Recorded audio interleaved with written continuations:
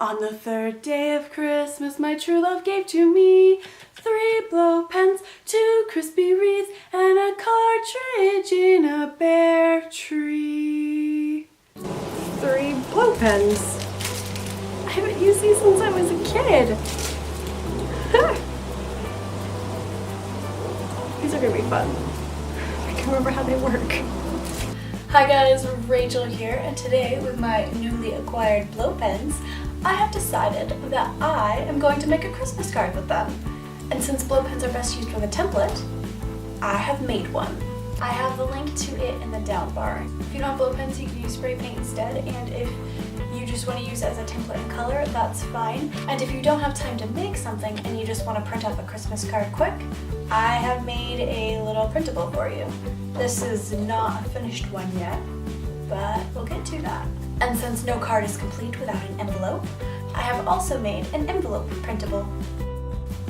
All the templates are designed to be printed on an 8.5 by 11 sheet of paper, so just a regular letter size sheet of paper. I have made many handmade cards in the past, and I have many times wanted an envelope for an 8.5 by 11 sheet of paper folded in half. I have never really had a good envelope for them, so I usually just give it to the person without an envelope. But now, I have a template for that. Isn't that exciting? So you can use this envelope template for whatever cards you want. So let's get to card making. This is the blank template I made. You can also use it as a coloring page instead if you want to. You can even color it, fold it in half, and give it away as a card. So first I'm cutting just on the black lines with the X-Acto knife. I will be using everything I'm currently cutting out later on, so I don't want to hurt or lose anything. I'm starting by cutting the smallest things out first because that's what I find easiest. It looks like a castle in the viewfinder. Once the template is all cut out, I'm taking a new clean sheet of paper and folding it in half. Once folded, I'm going to use painter's tape and tape it on the back of the card alongside the folded line. Now I'm going to sticky dot the stars, the words, and windows onto the front of the card. If you don't know what sticky dots are, they are one of the best adhesives, and if you scrapbook, they are your best friend. I believe they're also called removable glue dots. I love them because you can stick paper down with them and then change your mind and pull it back up and move it around and then stick it back down again without tearing the paper. Over time, they do become permanent. And if you get them somewhere you don't want them, like on your desk or your workspace or even on the top of your paper you're working on, you can just rub them right off. It's really nice. Sticky dots are great for gluing down small, odd-shaped bits of paper. I'm using the sky cutout to see the exact spots of where to place the stars. Okay, here I blow. Once all the small bits are glued down, I will spray on the color blue over the whole front side of the card.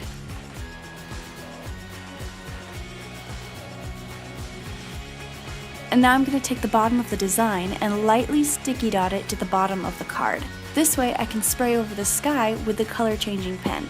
Note on the color changing blow pen. Once you change the color, you can't change it back, so that's why I'm covering everything up. Now I'm taping up the Merry Christmas part of the stencil because I don't want any of the yellow I'm about to spray on the stars to spray through. If any of the yellow comes through to the light blue area, it will turn red because I already sprayed it with the white color changing pen, and I don't want the sky to be red. So I'm peeling off one star, rubbing all the sticky dots off the area, spraying it yellow, and then I'm gonna repeat that process until the whole sky is twinkling. Time for the big reveal! Then I'm taking off the stencil, rubbing the remnants of the dots off the paper, taking off the tape, and it's good to go. For the printable card, all you have to do is fold it in half where the color meets the white, and if you have white on the edges like I do, then you can just trim that off. You can also fold the card directly in half and then trim the bottom of it to have a nice even border around the whole card.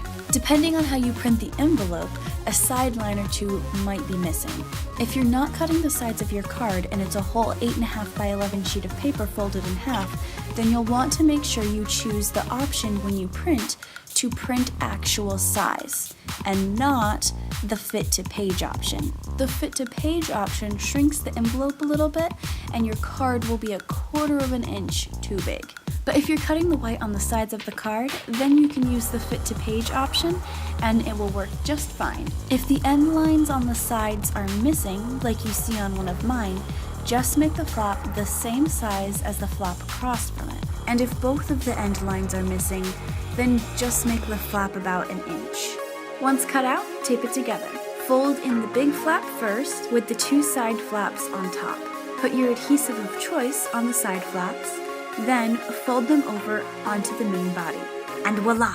You have your very own finished envelope. Now all you have to do is sign, seal, and deliver. All of the printables are in the down bar, and if you end up using them and Facebooking and Instagramming them, make sure to tag me at Art and Chancing. That way I will be able to see them. So that'd be really cool. If you like this video, make sure to give it a thumbs up and subscribe if you have not already. I will probably see you tomorrow. That's such a weird noise.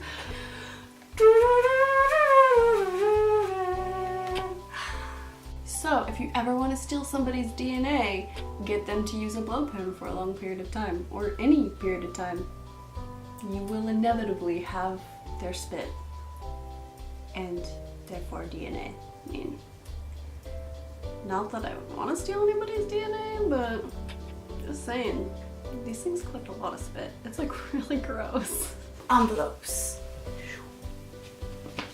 In the frosty air. Bye.